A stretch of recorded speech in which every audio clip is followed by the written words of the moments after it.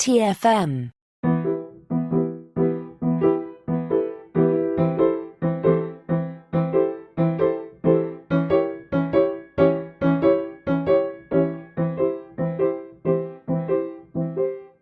Welcome, Stargazers, to another episode of the Artificial Tango, our dedicated Star Trek Picard podcast. I'm Christopher Jones, and with me, as he always is my esteemed co-host, Matthew Rushing. And Matthew, I have to say, I never realized that a batleth was so heavy. Oh, Chris, I'm so sorry. I meant to warn you, but yes, you do need to be doing some serious upper body workouts to be able to use it. And I apologize for not letting you know that ahead of time. But yes, as anyone could tell, it sees a picture of me. I of course, never skip arm day or back day. And so I can use said batleth. And it's just not for everyone. All right. I'm just glad that Arm Day was not the holiday that the changelings and the Borg targeted to defeat the Federation, because I'm just picturing what would have been going on Arm Day and the plan and the fact that some of these Borg maybe needed a new arm. Changelings wanted to get better at doing arms. Yeah. It would have been wonderful. Really, I mean, it would have just been weird because they would have come in and there's just a lot of arm wrestling competitions that are held all over the Federation then. And of course, arm workout, lots of people, using weights and doing curls and stuff. It's kind of an awkward day, right, in all honesty. It sounds like a very awkward day, and it's one that I'm surprised is not canon yet. And you know what's best about it, Chris, is that you get to see the wonderful 25th century workout attire that people have. Like Troy and Crusher love to bring that back out. Right. Yeah. It's kind of retro, right? It's like this. The style is a throwback. It's about 30 years ago. It's coming back into style. Exactly. Yeah, it's fantastic. It's fantastic. Everybody should enjoy Arm Day. All right, everyone. I don't know how we got off on Arm Day. That was an unexpected little detour for us, but I guess it's just because swords are fun, and swords I had to bring up the batleth, and then there we go, down one of our rabbit holes or targ holes or whatever you want to call them. But we're going to finish up the discussion of Season 3 of Star Trek Picard today with The Last Generation. It's the final episode, not only of Season 3, not only of Star Trek Picard, but quite possibly of the Enterprise D crew saving the galaxy together. So, Matthew, how are you feeling? We've reached the end of this story. You know what? I'm feeling a damn sight better than I did coming out of Nemesis. So this series has got that going for it. It's a different kind of feeling, Matthew. Yeah, exactly. Definitely pardon my French there, but it's just, I couldn't think of a better way to say that because, I think I've even mentioned many times over the years that we've been podcasting together, Nemesis was such a travesty for me. And I really did not like the movie. I would be interested to kind of go back and rewatch it. We're planning on covering the films. Now they're all in 4K and everything sometime soon. But it's grown on me over the years, but it's certainly not. It's probably my least favorite of all the Star Trek films. Yeah. But it's understandable. We'll see. Yeah. So I've usually had it at the bottom of my list as well. So yes, I mean, for me, coming out of this season, I tweeted out to Terry Matalas and the crew of the Enterprise and those involved just a heartfelt thank you, really, because this series did something that I just absolutely was not expecting, and it was to rekindle my love for Star Trek in a way that I didn't think possible. I did enjoy Strange New Worlds. I thought that was great. And I've enjoyed Lower Decks for the most part, except for Peanut Hamper, the worst character ever created for Star Trek ever. I'm not a fan of Peanut Hamper either. So, but to me, this was just an incredible season of Star Trek television. And the reason it was, we've talked about it before, you're respecting the past and honoring it. And at the same time, forging a future that I'm hoping happens. Mm-hmm. So I don't know if I came into this series thinking, oh, I need, a spinoff of this. But very quickly, this season led me to think, oh, no, I need what comes next. So that's really how I'm feeling, which I think, in all honesty, means that this series is lights out a success. Yeah. Yeah, the feeling of do we need a spinoff going into it is an interesting one, because I'm just thinking back to Discovery Season 2 when Pike comes aboard and then Spock comes into the story. And as the season went along, lots of us started feeling like, I really hope they do a spinoff. I really want a series with Pike and Spock and Number One and the early days of the Enterprise, and we got it. And going into the season, I had not thought about the prospect of some sort of spinoff from Discovery. And I think this season is the same. Going into the season, I didn't even think about the idea of spinning off the story that we're going to get. I thought, of course, that there will be more Star Trek series coming up. But would a new series grow directly out of the events of this season? I didn't really think about that as being part of how they would approach it. Right. But, well, except I thought maybe Seven and Raffi would get a series. Somehow that would grow out of the story. I did think about that. But what we've actually gotten here, and the idea of having Jean-Luc and Beverly's son being an ensign on the Enterprise G or any ship, is not something that I had considered. But I'll say that it grew naturally out of the story, although to say that is kind of weird because you can write the story so that it grows out of the story.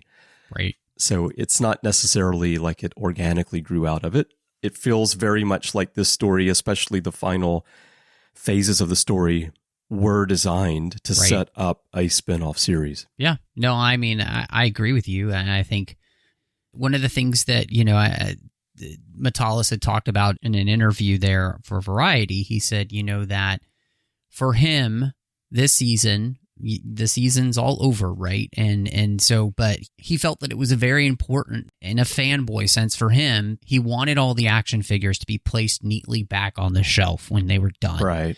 And so that if you left this show, you knew that, as he said, the Enterprise D is not crashed, but in a museum. There's a bright future for Star Trek and their families, these characters that for the next generation we had come to know and love. And I think, again, not to dog Nemesis, but that's the thing that movie doesn't really do, is that because Stuart Baird wouldn't play to the strengths of the Star Trek story, and which is caring about the characters, you lost that. And Matalas totally understands that, yes, this is about the crew of the next generation, but it also feels like it's a setup for the next generation. And I think there's a beauty to that, because there's something about Star Trek which is about this perpetuation of the idea that the future, there can be hope in it, right? And part of that is passing on a legacy to the next generation that they then carry on. And of course, that's what this whole season has been about. So to me, it's 100%, again, successful in doing exactly what Matalas has talked about that his desires were for this show. And to me, that's it makes it a complete success then, because it's doing exactly what the creator wanted it to do. Going back to what you said earlier, when you're comparing how this season of Picard made you feel and how you felt about Strange New Worlds, I think the difference there, because if anyone listens to you and me on Saddle Up, where we talk about Strange New Worlds, they will know that we really loved the first season of that show and what it was doing with Star Trek and how it was bringing us back to the type of Star Trek storytelling and messaging and such that is why we love Star Trek in the first place. Right. I think the difference between that and this season of Picard is that we are so invested in these characters from the next generation, whereas the characters on Strange New Worlds are characters that we're getting to know. Of course, we know Spock, but this is a different incarnation of Spock. And Pike, we didn't know that much about until season 2 of Discovery. And then most of the rest of the characters on that show are new for us. Right. You know, I mean, Uhura is a very young Uhura that we don't know, and she's not the Uhura that we've come to know and love over the years. And I think that's just the big difference, is that here it's like what Terry was doing himself, is that these were characters that we've known, many of us, for, depending on how old you are, maybe most of your life. Yeah. For me, The Next Generation premiered when I was near the end of high school, but from that point on, these characters have always been part of my life. Right.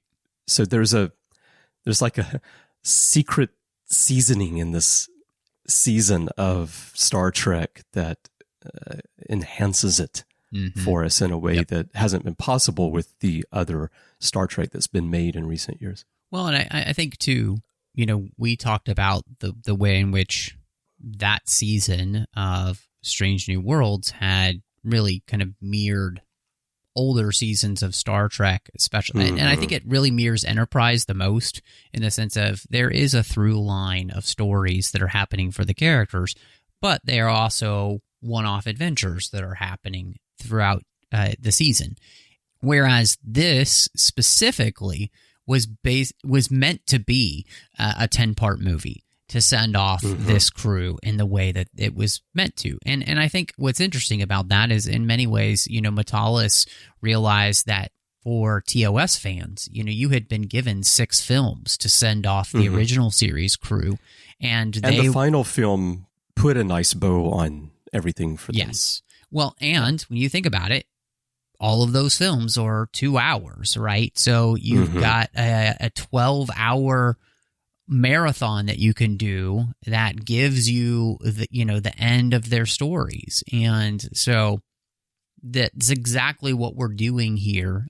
So I think that's one of the reasons that the arced nature of the season also works, because it's specifically meant to be that. And again, I think the particulars are what they are on the season, and we're going to talk all about them in just a second. But I think that, again, because Matalis was able to do exactly what he wanted, and I think do it in a way that has made, I would say, 99% of the Star Trek fandom happy, this is an utter success. Like, I don't know if there has been a success in Star Trek this way since maybe the end of Deep Space Nine, and that whole season leading up to that 7-part arc for the end, right? I don't think that Star Trek has recaptured that type of success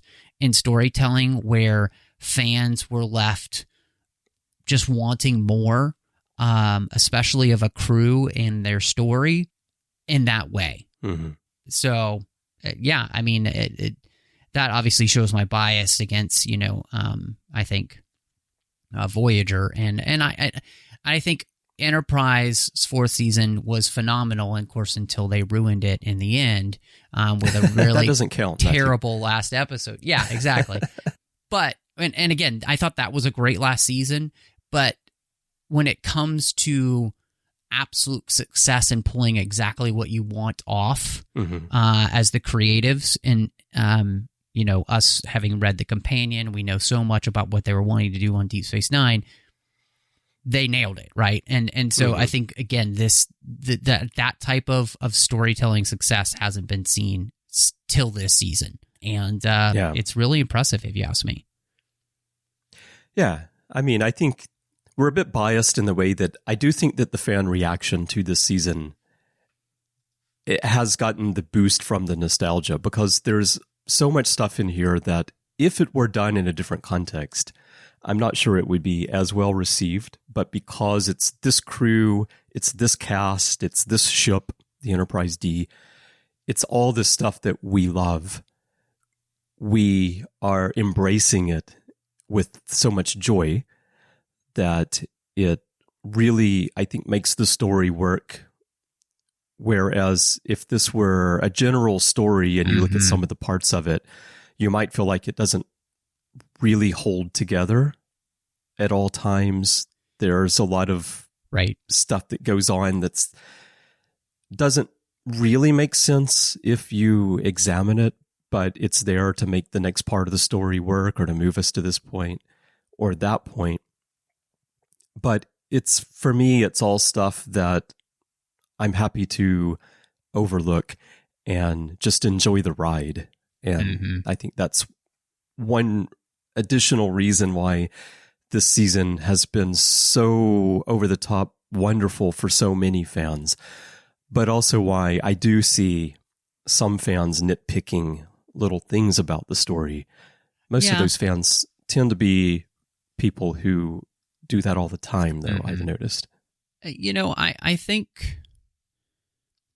So, Matalas had, I think, a fantastic view on this idea, which is when you think about, especially people who get into their 30s, 40s, 50s, and onward, right? When you have these people whose lives are so indelibly linked to important events, when you get together with old friends, what do? You reminisce about the past.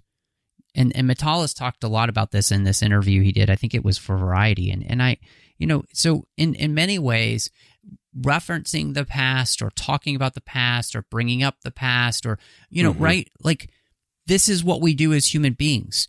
Because it's a remembrance, and it's not about the nostalgia. It's just about those things in the past connect us, and we're going to talk about that more, I think.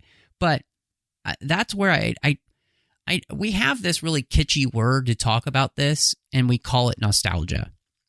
But I don't necessarily think that that's what this is for nostalgia's sake, because all of these things are connected to these characters that we are. Absolutely. And so because that's one reason the story does work. Exactly. Yeah. So and so I just wanted to bring that up because I think, yes, you could, if you were, I think, just being super cynical, you could absolutely, knock this season for the idea of it being nothing but nostalgia. But the reason it's full of the past of Star Trek is because it's about these characters who are so indelibly linked to the past of Star Trek. And yet, again, as we mentioned, the beauty is that we're not just doing the past for the past's sake. We're actually doing this because Matalas has built into this a future. Well, that's something the story did really well, is that it balanced that creation of a future with looking back at the past. And it's also not just that the characters have this indelible link to the past, as you just said, but it's also that they have that indelible link to one another. And that's why the relationships that we see work so well. And I think it was a wonderful idea to, and maybe this is a point where we can transition to talking to Jack a little bit, but I think it was a wonderful idea to leverage the Beverly Picard relationship that never really happened for us on the screen and have them have a child together that we didn't know about, and then have that child be the center of the story that brings everyone back together, that writes the final chapter for a long-running Star Trek storyline with the Borg, but also gives us a new person to explore the Star Trek universe with, in the form of Ensign Jack Crusher. Yeah, I mean, I think the idea of this show coming to this triumvirate that we never knew existed until now of Picard, Beverly, and Jack, and seeing them here have to do whatever they can to try and save their son, but also the children of countless others, right? So their son is not the only one who's in danger. Everyone is in danger, the entire galaxy at this point. And so to put Beverly and Picard in that situation and them having had this strained relationship and having to work through that together, and then work through this trying to find a solution to save their child is phenomenal. And I think the beauty of that, and one of the things that really struck me, and I'm not a parent, but I know many parents, and I've watched many people raise their children, and I'm watching friends right now raise their children. And a lot of the struggles that many parents run into, my parents did as well because of me, which is that, you can do everything you can to raise your children, quote unquote, right. Mm-hmm. And that child can still choose the wrong path.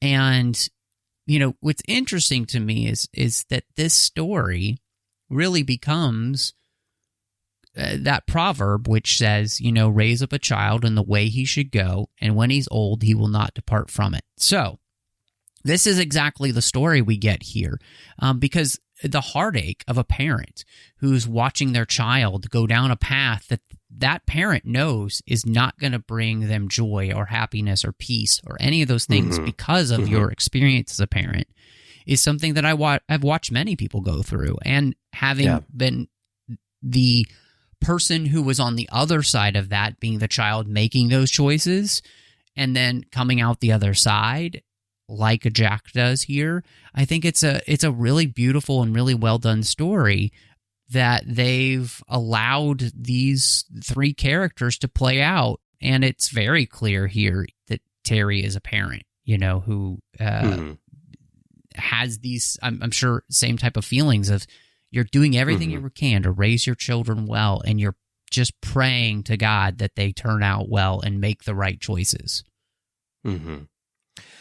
Right. And in this situation, beyond what you're describing in terms of parenting and then your child going down a different path, and a path that is not going to be good for them, in this situation, Beverly's watching this, and Jack is going down this path. There are a couple of aspects to it. One, he's going down this path against his will. Like, he's not really making the decision to go down this path. He's being pulled to the Borg because of his biology. I mean, I might say, at least the way I felt that this episode is that, Jack has to make the choice himself to come out of the collective. Well, that's the second part of it. Right. Yeah, and so right. I would say that it's a pull of the biology that the Borg have been able to propagate in him, but it's also a personal pull, because Picard even says, you long for the connection that I long for. In fact, one of the struggles that I passed on to you was this feeling of being disconnected and feeling different and not really knowing how to let people in. And that fear, keeping you closed off from everyone. And so it's an interesting sense that there's a biological pull from the Borg. There's a biological pull from the things that Picard has passed on that have nothing to do with the Borg. And so I find that to be the more I think about it, the writing gets better and better in that sense, because it's not just a Borg thing. It is this thing that we've watched Jean-Luc suffer with for 35 years and more, that we have the next generation, right? Right. Yeah. But for Jack, what's going on with him from when we first meet him to the end is not completely his own decision-making.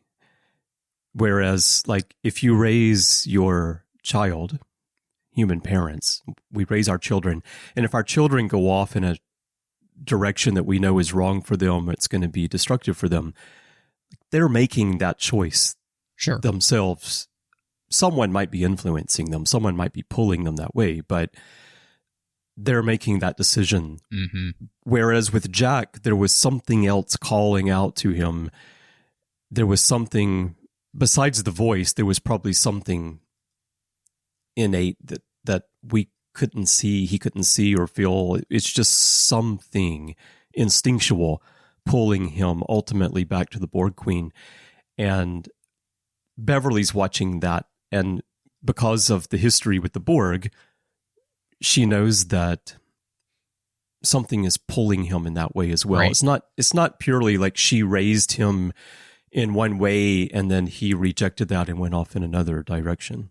So that has to be very painful for her as well, and especially for Jean-Luc, knowing that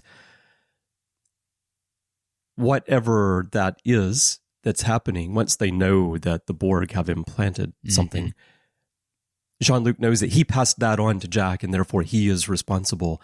And then you said that the writing gets even better if you really start thinking about this. And yeah, it's very much the case when Jean-Luc goes to the cube and plugs himself in and embraces Jack, and then we have that dialogue between the two of them. It is at that point where you have the other biological influence. The Borg Queen may see herself as Jack's mother, but Jean-Luc is Jack's father. Right. And through the conversation that they have, Jack is able to come back over to reject the Borg and come back over to Jean-Luc. So there is a lot of complexity in the different people who are involved and their influences on Jack, and then Jack's origin, and then Jack himself. Well, and I think that, something we talked a great deal about last week, and I think has a big impact on this story, is the way in which the undertone and thematic element of the idea of an entire generation being pulled by influences like social media and all those things to get inside their heads in a way that becomes that influence, right? We even call people on social media influencers, and that is because there's a vast amount of research in this, in the ways in which social media has an incredible ability to make somebody turn on a dime, and it seems like a dime, but it can take just months, right, for this to happen, for people to be so sucked into certain ideas. And it's not just the younger generation, it's the older generation too. We are seeing it across the board, right? Sure. And so I think in some cases, it's very much the older generation. Exactly. That gets sucked but into I think it's stuff. Also the younger generation as well. No one is immune from it, and we're seeing that in a variety of different ways. And it's playing itself out differently in each generation, but it's still happening to each generation. So I think that's such a key part of this as well. And I do really appreciate that, as we mentioned last week, the fact that this is so prescient of a point for where we are just right now is really important. But I think, it's also, it's a theme that goes all the way back through literature to, say, like 1984 and these other things, where we see the ways in which society gets captured by something and then turns and becomes something completely, unbeknownst to us. Like, we're like, how did that happen? Well, this is how it happened, So, I mean, we're really talking about a lot of, I think, very important ideas here in this season. And, the more layers you peel back, the more you get. And that's one of the things that I've really appreciated about, especially even just the end of the season here. Yeah. That's an important thing about the season, because knowing the ending now, when you go back and watch, of course, it'll be fun to go back and watch for clues that you didn't pick up on the first time. But you might feel like, well, I know how it ends, so it's just going to be fun to rewatch. But actually, I do think that there's so much here that went unnoticed because all eyes were on things like the recreation of the Enterprise D bridge, or every tiny reference to Voyager DS9, Next Generation, whatever, whether it was spoken or visual. There was so much eye candy in this season that I think there is a lot of depth in the writing that went unnoticed. And even though we've dug into it as well, like, I'm sure we're going to find stuff that we didn't pick up on or didn't discuss as we go back through it. Yeah, I think, too, one of the things that ties into this, and Jack it says to Picard that, this place is perfect. There's no pain. There's no hurt here.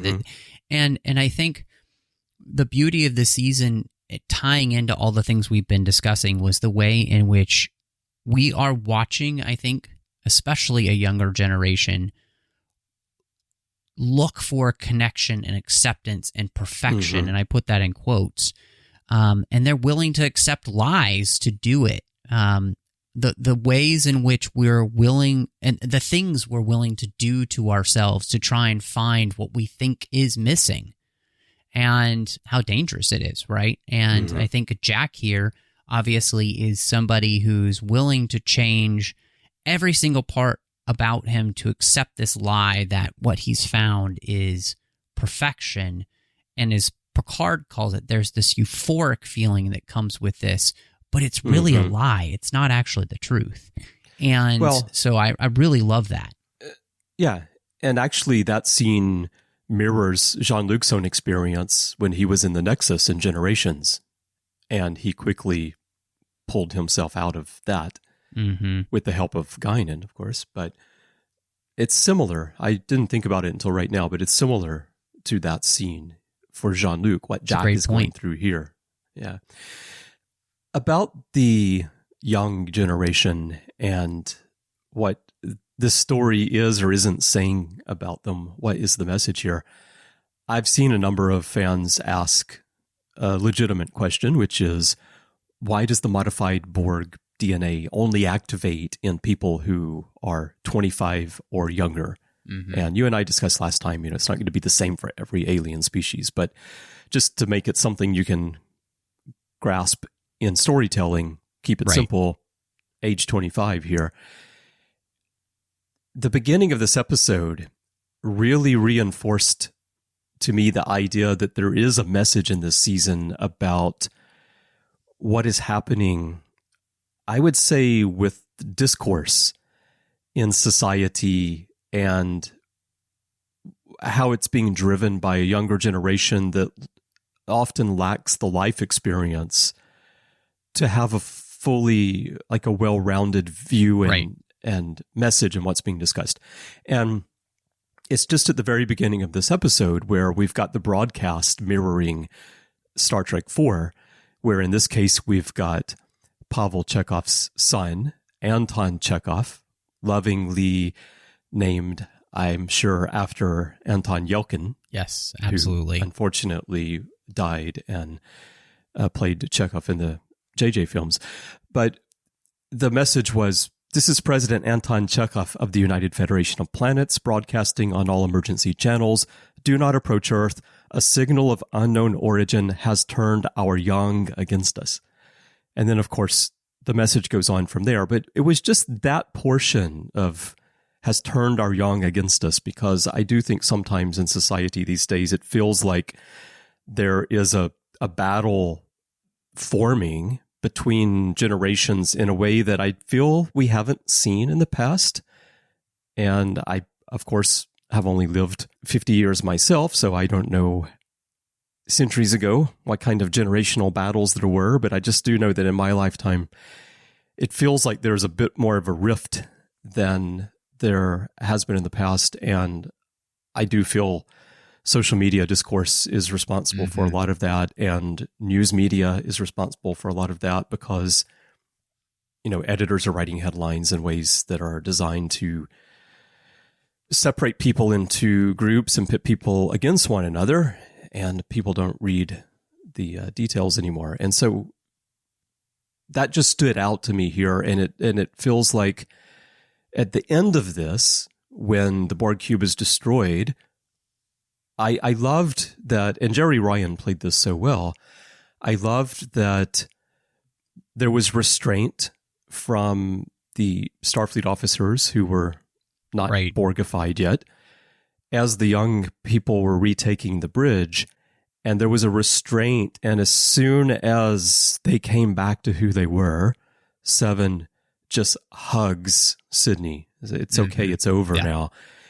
And I thought that also showed this recognition that if you can cast aside whatever is controlling or influencing people to break off into these groups and to be fighting one another so often, you remember that we're all in this together. Right. We're all the same. We're all humans. We might not agree on the details of everything, but most of us, the vast, vast majority of everyone, ultimately wants what's best and wants to live happy lives and take care of their children and take care of each other and have friends and enjoy the very short time that we have in this world. And I thought that came through at the end. It did for me in this story.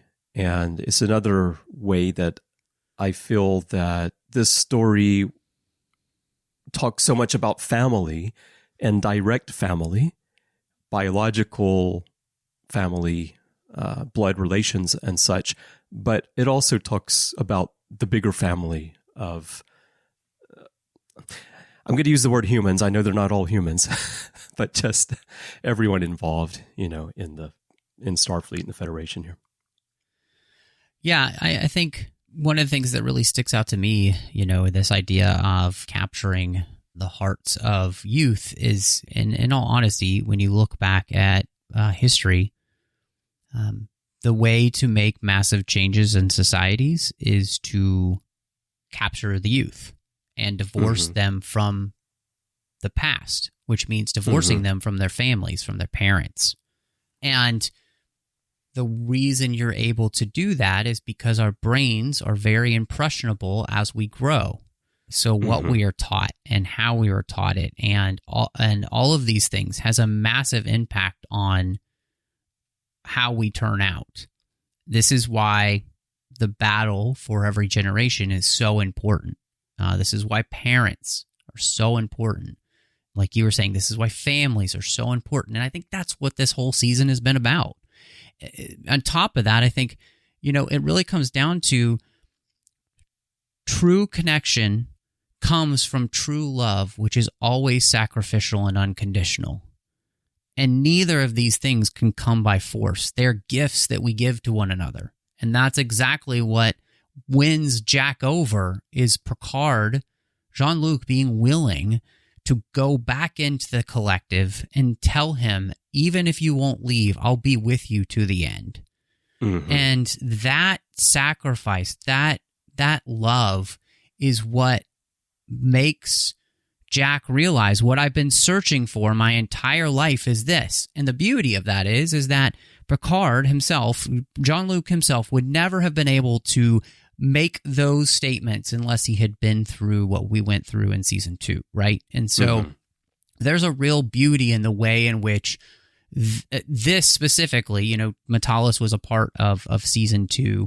And so being able to see those connections, I think, really is nice. I think it's really well done. So, Metalis was involved with season 2, and Q was the catalyst for that story. And I believe that Metalis has said now, after the final episode of the series has aired, that he had this idea for Q's reappearance at the end of season 3, back when he was working on season 2. And knowing that, do you think... So everything that Jean-Luc goes through in season 2, I think was very important for the character so that Jean-Luc comes out the other side having healed from the past, from his childhood, what happened with his mother, things that were used to explain why he was kind of a loner, standoffish from the crew, could not form this relationship with Beverly and all of this. But on a different level, do you think that Q put Picard through that trial to prepare him to save Jack? I like that a lot. I think that really makes these 2 seasons feel even more cohesive in that way. I think that's a phenomenal thought, Chris. And I'm not sure if that's the I'm intention. Sure, even if it isn't, even if it's just an unintended consequence, though, I think that's one of those things where you put the story out there, and then fans are able to make those connections. And I think 100%, I think that's a fantastic way to be able to, as a fan, bring these seasons into your mind. And we've got some ways in which I think this also connects with season 1 and specifically does some things to try and, ameliorate or even make better some of the stuff we saw there. But no, I think that's, fantastic. Yeah. So I was just thinking about it when Q appeared at the end of the episode and looks younger than the last time we saw him, where he faded away. Right. He died. And he does tell Jack that he thought that maybe Jack wouldn't think so linearly. And then I start thinking about, well, okay, so Q can just jump through time. We've seen him do it before. So the idea of Q dying for me was kind of odd if I just think about what the Q are. And so it could be that as a Q, time doesn't have the same meaning for him, right? So, of course. So he could jump and he could put Picard through some sort of trial like this for something that is going to happen later on the timeline for Jean-Luc. Yeah. It works okay for this overall Star Trek story, I think, for me. Well, I mean, and I had no problem with the Q thing because, again, Q is a being who is not bound by space and time. So there's no reason why, quote unquote, a younger version of Q couldn't be influenced, So, that's, I mean, again, stop thinking so three-dimensionally. You have to think four-dimensionally when it comes to the Q. And time is a dimension for them, and it means nothing. And so, I'm just seeing fans get frustrated about that. I thought that what Metalis is trying to do there with connecting with a counter and far point and connecting with, now. And he said, where better to end than at the beginning. And, it just actually, I think, creates more of a fun jumping off point for a Star Trek legacy series. So bringing Q back and having that connect with what you were talking about with season 2, I think all makes this fit even better with the lens that you put on it. So talking about the spinoff series, since we're right at that point with Q, before Q appears, we've already got the approach to the Titan, and then we see that it's been rechristened, the Enterprise G. And then we know Jack's being assigned to that ship. Then we have the scene on the bridge. We know that Seven's been promoted to captain. And then we see Jack, Seven, and Raffi. And already you're feeling like not only are they saying we might do a spinoff, we're starting it right now. Yeah, exactly. We're going to take off and there's going to be a new series. You feel like that. And then you get after you think that the episode has fully ended, because I'm sure most viewers felt this way, thought that the poker scene was the end of everything we were going to see on screen, because it goes on and on. It mirrors the end of All Good Things. And then there's this little coda at the end where Q appears. And it felt like one more push, like studio, we're going to do a spinoff. And now we're just going to say, hey, Jack, you've got a lot of adventures ahead of you. And I was thinking that if they don't do this series, I was flashing back to March of 1990 when Gordon Shumway looks up at that light from that spaceship, and then Alf ends on a cliffhanger, and the show is canceled. It all comes back to Alf. And the show is canceled, and the writers, they tried to force the hand of the studio there. Give us more. Let us make more. And it didn't happen. And this coda with Q felt a little bit like, studio, just in case we didn't leave viewers wanting more and needing to let them know what happened, here's one more push for you. Yeah. No, I agree So with it you. better happen. Otherwise, I'm going to get alfed twice in my lifetime. Yep. No, I mean, I couldn't agree with you more. I think it's the perfect push. I wanted to talk a little bit with you, Chris, about we mentioned last week about how if this was not the end of the Borg, then this story would have seemed to be for naught. But really, this is their future's end. It has come. And so what did you think about finally bringing the Borg as this iteration? We know the Dorati Borg are out there. So how did you feel about finally bringing them and finally getting to see their future's end? Well, I was glad to see that I was correct last week when I said that the title, The Last Generation, refers to the Borg, not the humans, which it actually has layers. You can make it apply to the others as well. But I do think that it was largely a reference to what happens to the Borg, that it is the last generation of the Borg because they're not going to regenerate again. I thought that what they did with the Borg here was interesting. I wanted them to do something different, so I'm glad that it wasn't a fully functional Borg cube that had come to conquer Earth, one more attempt to conquer Earth, but rather they picked up on what happened at the end of Voyager. And before this episode aired, I actually went back and I watched Endgame because it had been years since I last watched it, and I wanted to refresh my memory a little bit on what Janeway does and how the Borg are left at the end of that. And I think that Metalis did a good job of picking up on that and then adding the time that would have passed since then and giving us Borg that were not able, like Janeway didn't completely destroy them. She didn't kill the Borg Queen, but she left the Borg Queen in a very weak state where we've been talking about families, parents, children, and all. This is a case where the Borg Queen has lost her children.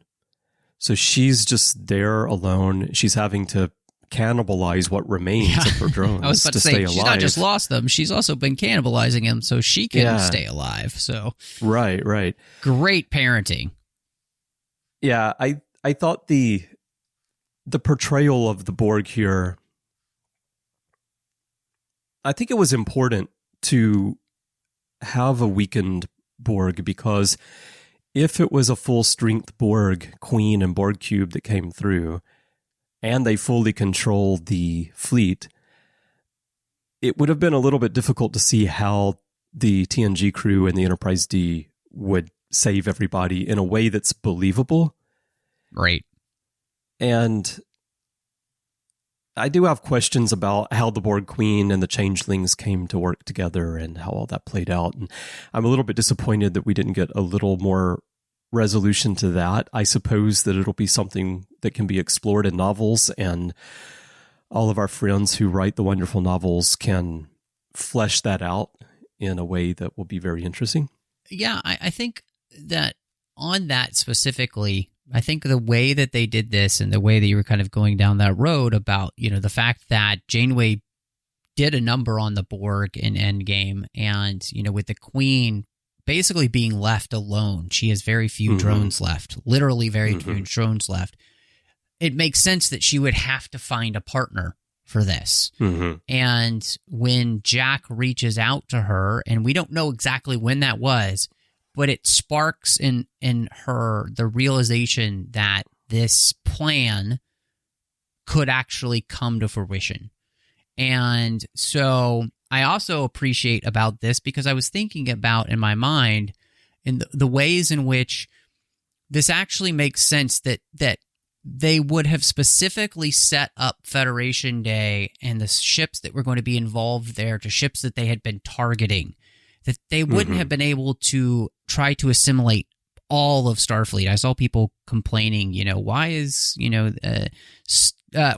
not Space Dock, completely part of the Borg already? And so it's like because there's like limited time and limited resources, it makes sense that this plan is good, but there are some flaws in the plan because, well, the Borg Queen is not at her full strength. The Borg are not at their full strength. And these changelings, there are only so many of them. So therefore, what they've been able to do almost works, right? It's just the fact that Picard is able to reach his son that breaks this connection. Because you put all your chips in one place, if you can get that chip out, the rest, the Jenga blocks fall. And so I actually really like the way that this all connects. And I think it's really interesting. And I don't really think there are many quote unquote plot holes in all of this. It just like, we just don't get necessarily all the details. But I personally feel like I have everything I need to be satisfied with the story. And in all honesty, the more I think about it, the more I can see why the plan works out the way it does on the Borg and Changeling side, and then on the other side, because they don't have the infinite resources that they used to have. And so this plan is, again, it's like a teetering Jenga board, and it can go one way or the other. And everything basically has to go perfect for the Borg and the Changelings at this point. And, of course, we know there are always possibilities, especially when it comes to the crew of the Enterprise. And I thought that this was a great way to finally get rid of the Borg, bring it all home satisfyingly, and then, of course, have Admiral Crusher be able to spearhead the technology now to make sure that we eradicate this threat from everyone who's infected, and also be able to more adequately screen for changeling infiltrators, like the I'm sure not just our everyday run-of-the-mill Great Link changelings, but these changelings that may still be out there. Well, that's the thing, because to conclude this story in a satisfying way, you need to address not only the Borg Queen, but the changelings that had infiltrated Starfleet. And it can't be a big part of the story because you've got other stuff you got to deal with.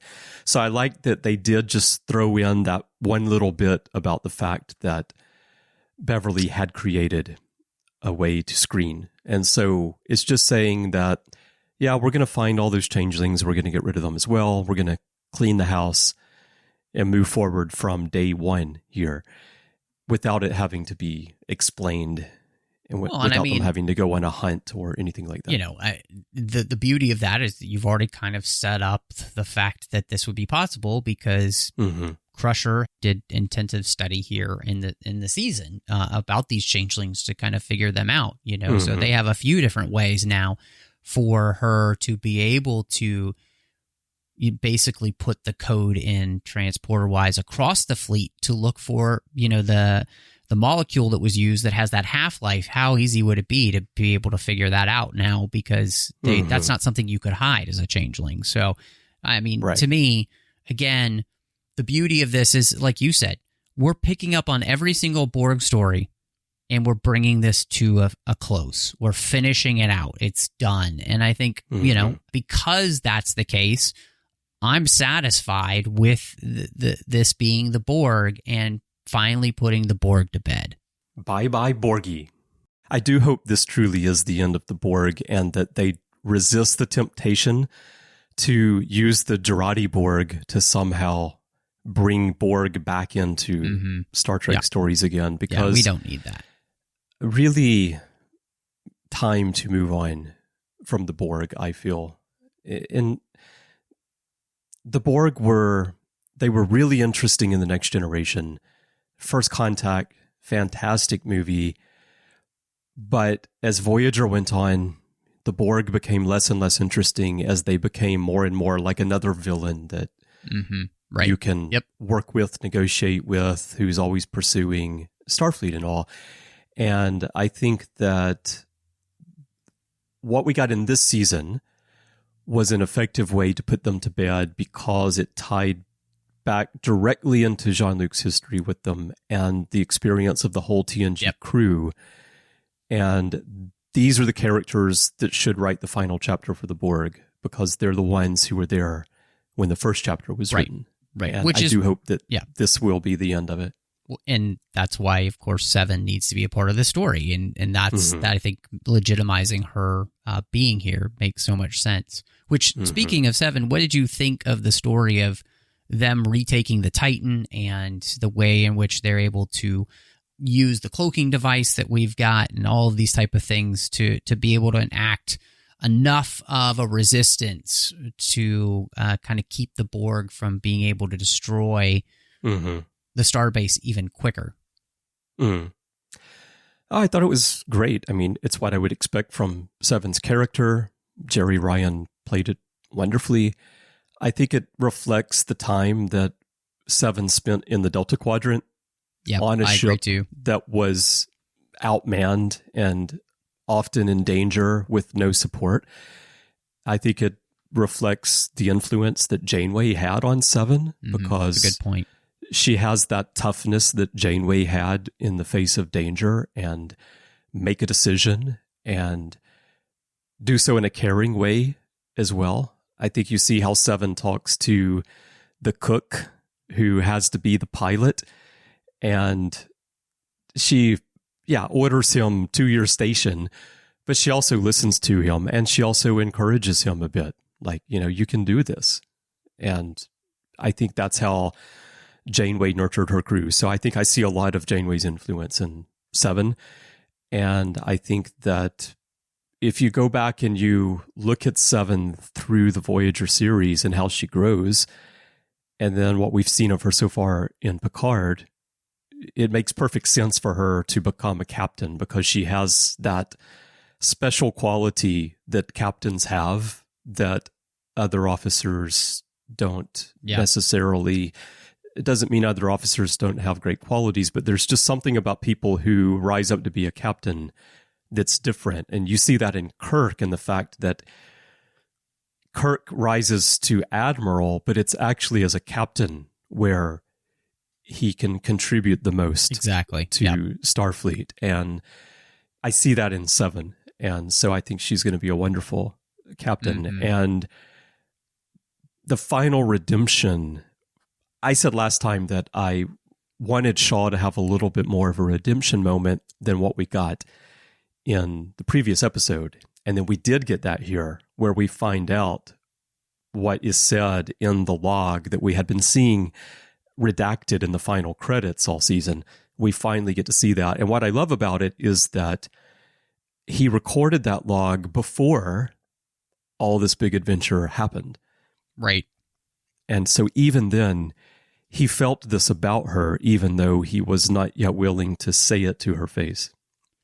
Yeah, no, I think, it was super fun. Again, coming up with I think maybe one of the most technobabble parts of the season, which is that their phasers could transport.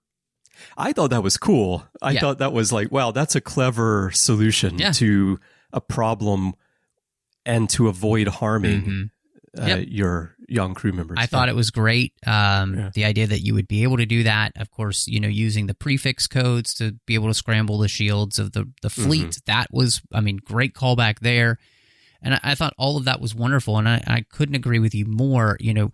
This whole season has really been about building on everything that we got with Seven in the second season and capitalizing on that to move her towards the captaincy here. And I thought that, like you said, everything about this character this season, the way that she has stepped up in all the ways that she has, have shown that she's absolutely captain material. Like, she should be a captain. At the same time, I think, and this is one of the things I thought really connected well, and I think I was reading this in an article with Matalis talking about, he really wanted to utilize the character of Rafi and move that character forward, and in some ways kind of redeem that character from the past that she has had. And so I appreciate, now she's the first officer. He mentioned, too, taking away their relationship allows them then to be on the same ship, because, having that type of relationship with a first officer and a captain is kind of frowned upon, very much so, in Starfleet. And so this allows both of these characters to be the best version of themselves in a way that they necessarily couldn't be in a relationship together, because it would keep them from being able to serve together. So all of that I thought was really beautiful. And, I love the idea of the cook flying the ship and being a part of this, because it reminded me of The Hunt for October, where you've got the cook who's responsible at the end of almost, starting nuclear war. But here it's the cook who may or may not know how to pilot, really. And I thought that was great. So, all of that was fantastic. I mean, I thought we really do such a great job. And of course, it's time and money that doesn't allow for us to have Janeway do the handoff. Well, that's the thing, right? Yeah, I wanted to mention that. Like, last time we thought it's very likely that Janeway would appear at the end. And I was disappointed when that didn't happen. And then it turns out that, in an earlier version of the script, Metalis actually did have Janeway being there to promote Seven to captain, which would have been perfect. And I really wish they had found a way to do that. Apparently, budget didn't allow. But I think Tuvok and Seven works because they had a relationship, kind of a nurturing relationship aboard Voyager themselves. But given like everything I just said about Janeway's influence on who Seven has become, it really would have been ideal if Janeway could have been the one. Yeah, I mean, I think there is something special about it being Tuvok, because they also have a really key relationship. And just to watch him push across the projector to her and everything about that, I thought was really nice. And so one of the things, we've talked a lot about on this episode, the past and of course, the idea that the past matters, names matter.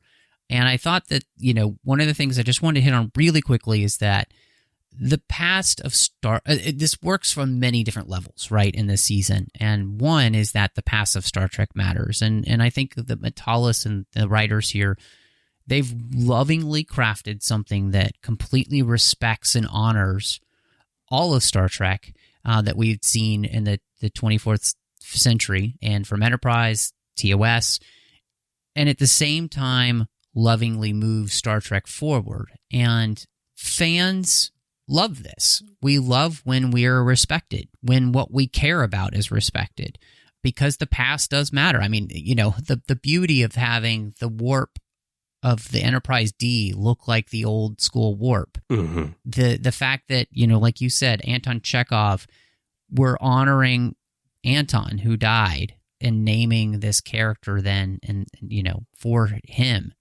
Beautiful. The Riker maneuver coming out, putting up his leg on something, the Picard maneuver, all of these things, right? And this series is rife with this stuff. But this season is also about the idea that the past is important for us to remember, because it's only by knowing the truth of the past that we can make a better future. And this season is all about what we leave behind and how we've lived, because it's what lays the foundation for what's to come.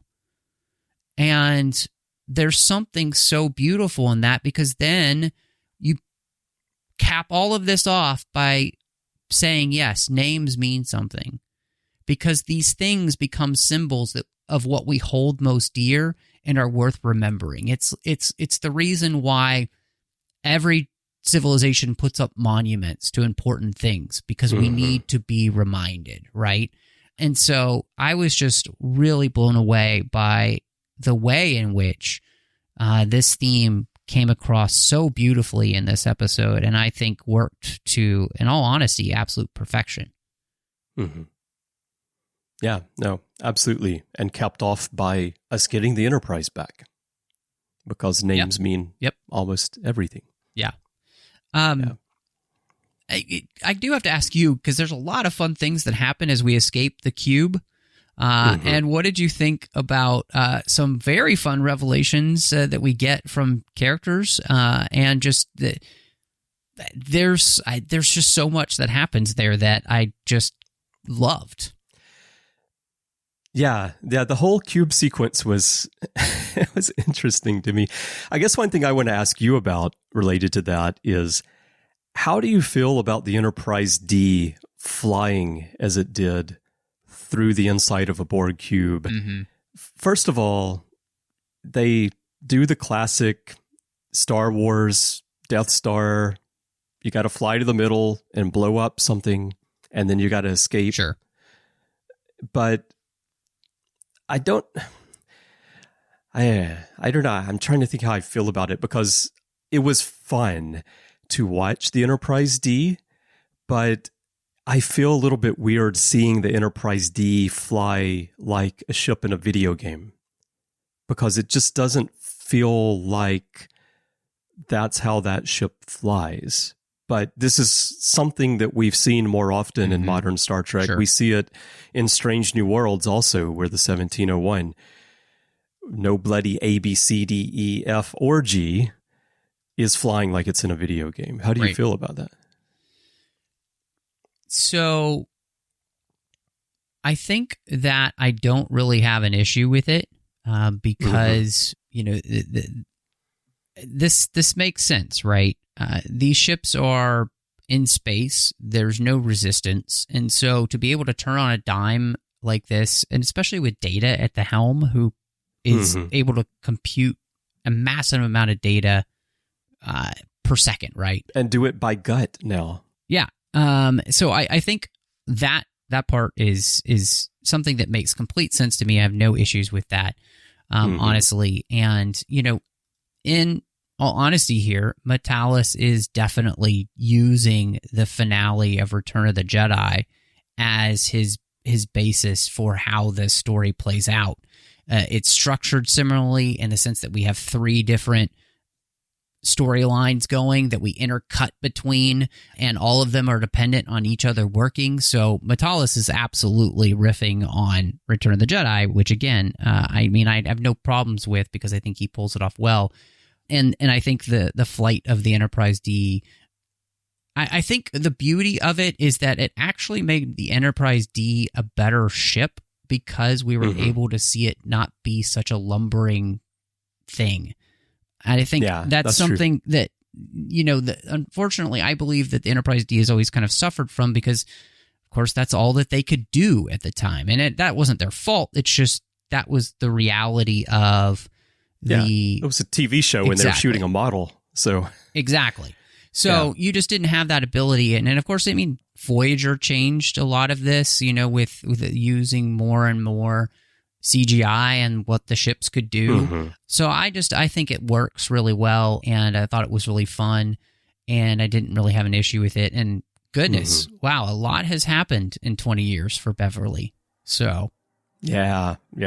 She was, but you had a feeling that was coming up. Yes. From the very beginning, when we see her using the rifle at the beginning of the season. And it was great. And is she better at tactical than Worf now?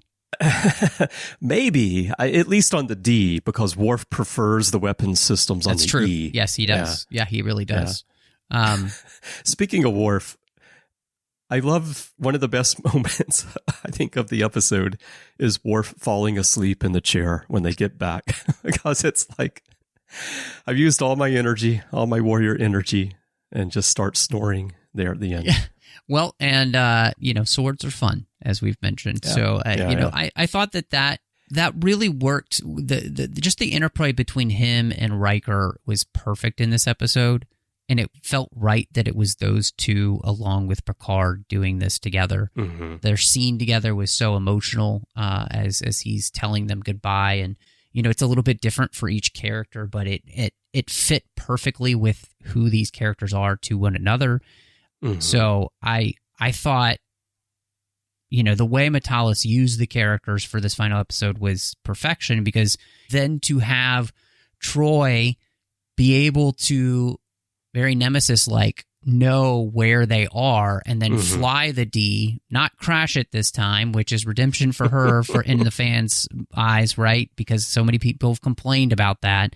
And you know that was an intentional reference, exactly. I think, was to give her that moment to fly the ship. Yeah. Yep. So I think... And she does a great job. I mean, the visuals of the Enterprise D coming close to people inside the cube, like flying up to them and stopping and going. That was a very striking visual that I'm talking about how I'm not sure how I feel about the Enterprise D flying like it's in a video game. But another visual that was unusual, but very striking was that where, you know, she's pulling up to people and we're getting that perspective of looking up and seeing this gigantic ship. It was awesome. Yeah. Yeah, I thought it was, I mean, again, all of that was just so fantastic. And I think it leads us into, you know, the ending of this series is very reminiscent of Return of the King, where we have a few different endings. And I love that because, again, it's about the legacy then. We're leaving space to show the legacy of what's happened. And one of the things that, you know, we talked a little bit about Rafi, but I thought it was really moving to have Worf help Rafi's family know exactly what she's done to keep the Federation safe, which I think was a beautiful reminder, actually, to all of us that there are people who do this for us in the real world who never get to talk about how they've saved the world, right? And again, it's a beautiful redemption for this character who has struggled so much in this series, but now finally has completely firm footing. She has her family back. She has a new family on the Enterprise G, and it's what a great way to kind of bring that character there full circle and really pay her homage. So, yeah, absolutely. Yeah, I you talked earlier about redeeming Rafi, and when we first meet her, we see she's down and out, and we've watched her struggle with her family throughout these seasons. But to bring it all back to this at the end, plus, as we talked about a little earlier, being on the bridge of the Enterprise G as the first officer, she's got that. She's got her family back. She's going to see her granddaughter. It all comes back for her. And it was wonderful to see Worf do that for her, because Worf is someone, I know fans like to make jokes about him and Alexander, but overall, I feel like Worf is a character for whom family is very important. And agree. The houses are very important. Here he calls her warrior of the House of Musiker, right, is how he refers to Rafaela, and he always uses her full name as well. Yeah, I 100% agree on that. And I do have to ask you, obviously, this season, right? We transitioned the Titan A to the Enterprise G. And how do you feel about the fact that this ship is now known as the Enterprise, and in many ways is a different type of thing, in the sense that, you know, most of the Enterprise tend to be state-of-the-art and bigger and all those kind of things. Does this work for you to make this the G? For me, it makes perfect sense, because the Titan A is a Constitution 3 class ship, a Neo-Constitution class, as they also call it.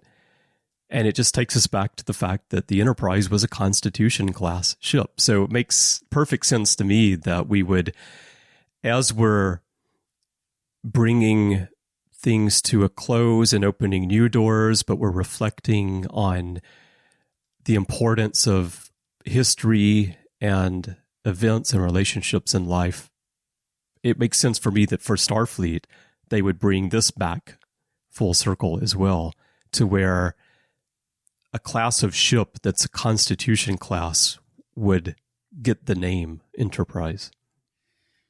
Yeah, I don't think it's strange for me to say that I was not necessarily a huge fan of the Titan when the show started. Right. Yeah, you said that when we talked. But this ship has really grown on me in a way that I didn't expect it to. And in all honesty, I've come to love this ship. And so for it to be the next Enterprise, I think is great. It's 100,000 times better than the Enterprise F ever was. So I'm very happy that this is the next Enterprise. And the fact that, I mean, when you think about then too now that 7 of 9 is captain of the Enterprise G, with Picard's son on it, Geordi's daughter. And what I'm really wanting, not only am I wanting the series legacy now because I want to see these characters, but I want the series legacy because now I want to see the ship in fullness. I want to see the crew lounge. I want to see the engineering. I want to see all these things that we didn't get a chance to see because obviously I know it. It's money, and they spent a lot of money, and they knew they were going to be bringing back the Enterprise D and the bridge there, and that was going to cost a lot there. So you understand why this, they couldn't do that. And again, it's about storytelling and all those type of things. So no, I loved it. We talked on here about mid-season probably about how we wish we could see more parts of the ship and why can't we see engineering? And at that point, we didn't know we were going to spend all this time on the Enterprise D. Right. In retrospect, you can see budget had to go to rebuilding the D, and they did it in such painstaking, loving detail.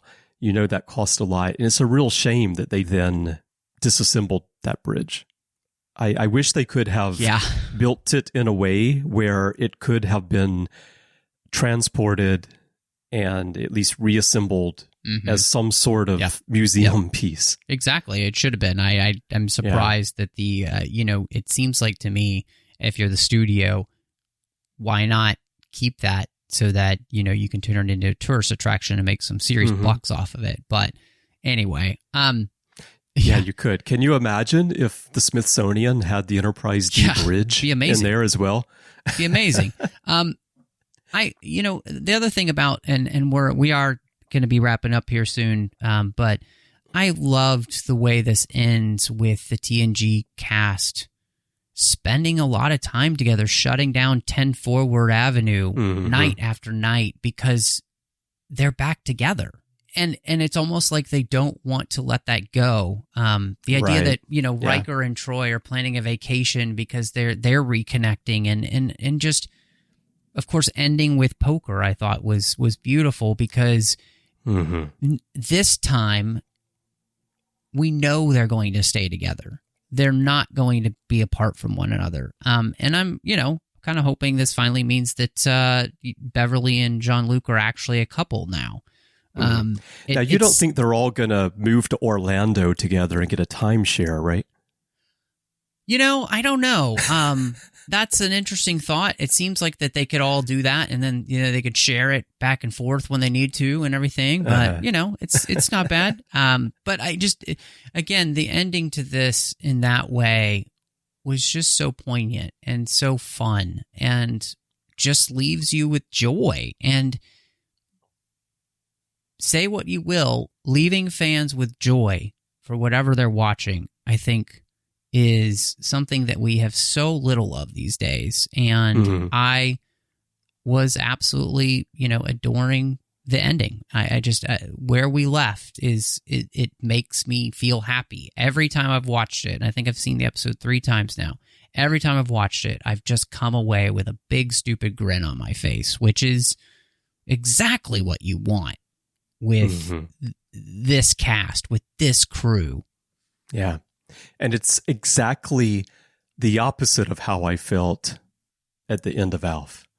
Yeah, exactly. Exactly. I was disappointed, though, that Data left us hanging here with his final toast. There was a young lady from Venus. Yeah, yes, that was great. I loved that they fit that call back in also, and that they also left it hanging, and everyone's reaction to it was fantastic. Yeah, it was wonderful. And so, maybe we'll, maybe we'll do an episode of the show where we just kind of like give overall thoughts on the season and all that, but I feel like it is a perfect time, Chris, to just ask you what you are going to rate The Last Generation. Yeah, Matthew, I think I'm just going to give this episode 45 minutes of rolling camera because that's how they filmed the final poker scene. And I would love to just see the entire shot. But I think that was a wonderful way to do it, because the thing about that final poker scene is that you can tell that it's the cast just having a blast together, reliving that moment that closed out all good things. And it's such a real and authentic ending to this season and this series and the story of these characters. And the color of it, the lighting, everything about it, it's beautiful. So that's my rating, 45 minutes of rolling camera. Nice. I'm going to give this season every single prefix code for the Frontier Day fleet because I loved this. And there were so many moments where I was actually moved to actual tears watching it, especially the first time with some of the emotion that you get. And, what's amazing is how they were able to capture the magic. Mm-hmm. And it's so hard to do. And so 100%, just loved it. I don't know what else there is to say. Loved it. Loved it. Well, everyone, we would love to hear if you loved The Last Generation and Picard Season 3. There are many ways for you to share your thoughts with us. Perhaps the best way is to go to Facebook and join the Babel Conference. That is our listeners group. It's there to extend the conversation beyond the podcasts. So it is a closed group just for listeners. And if you're joining for the first time, please do answer the questions and agree to the rules of the forum so that I can let you in. There's just 2 simple questions there. And you can join into the discussion. You'll find a post on the timeline for this episode of the Artificial Tango, and you can share your comments and your thoughts there with Matthew and me and fellow listeners and keep the conversation going. We've had some good chats there as Season 3 has wound down. And if you need to find it on Facebook, just type Babel, B-A-B-E-L, into the search field, and it should come right up. If not, type the whole name, the Babel Conference. If you'd like to send us email, you can do that by going to our website, trek.fm/contact. Use the form you find there, choose to send to a show, and choose the Artificial Tango. And that message will dance its way right over to Matthew and me by email. You can also find us in social media. Our username everywhere is TrekFM. And if your podcast app of choice allows you to leave a rating and a review, we'd love to get that from you as well. Hear your thoughts on the show. And if you'd like to help us keep the Artificial Tango, because we will have more episodes after this, if you'd like to help us keep this show and everything that we're doing on the network going, we could definitely use your help. To find out how to get involved, how to support us, please visit patreon.com/TrekFM. That's patreon.com/TrekFM. And I want to send a huge thank you to everyone who's supporting us right now. We would not be here without your help. Now, Matthew, when you're not making it a threesome, where can people find you? Do you hear yourself? I can be found all over the place on social media. Name MattRushing02, Twitter, Instagram, Letterboxd, and Vero are the places I'm most active. Please follow me. I'd love to talk to you and hang out with you there. You can also find me here on the network in the 602 Club, where we're talking all of the fandoms outside of Star Trek that we love. Hope you'll join us there. We've got some great bonus shows in the feed as well that you can check out. So hopefully you will check all of them out. doing literary treks about the books and the comics of Star Trek. Chris, you and I do the Orb about Star Trek Deep Space Nine and our 30th anniversary rewatch there. Warp 5 and our 20th anniversary rewatch of Star Trek Enterprise there. We've got Saddle Up about Strange New Worlds. It's coming back soon. We're so excited. We're going to have more stuff here in the Artificial Tango and other things as well. So hopefully everybody checks all of that out. And then on the Nerd Party Network, there's 2 shows they have. Owl Post about Harry Potter and every single chapter of that series, and Aggressive Negotiations as we talk about Star Wars each and every week, my good friend John Mills and I. But Chris, where can people find you? Well, you can find me elsewhere on the network. As you mentioned, doing all of those shows with you. You can also find me in many episodes in the back catalog on a variety of shows. Larry Nemechek and I do the Ready Room from time to time, and you can also find me in social media. My username is C. Bryan Jones, letter C and Bryan with a Y. That's my username everywhere. Twitter's where I'm most active. You can also find me on Mastodon on the Trekkies.social instance, and I'd love to chat with you in social media. Well, Matthew, it's been a blast talking about The Next Generation and The Last Generation with you this season on the Artificial Tango, and I'm looking forward to more Picard talk with you. Like you said a moment ago, maybe we'll do a recap of the season, kind of look back at everything as a whole. We're planning to go through season 1 and do some other things. So the dance has not ended. Well, Chris, I can't wait to get to the rest of our conversations here. But thank you, everyone, so much for joining us on this journey. And as they always say, all good things